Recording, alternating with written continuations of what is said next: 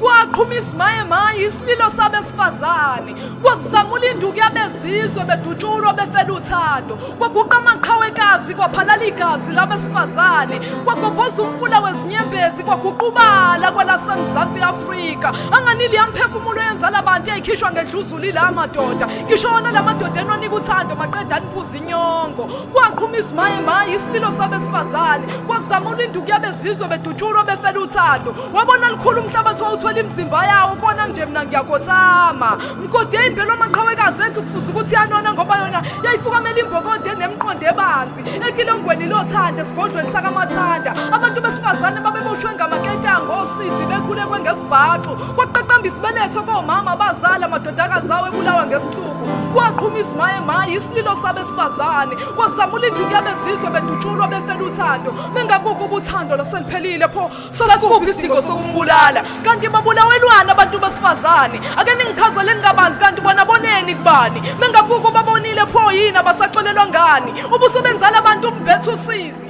osimakade thina sidinga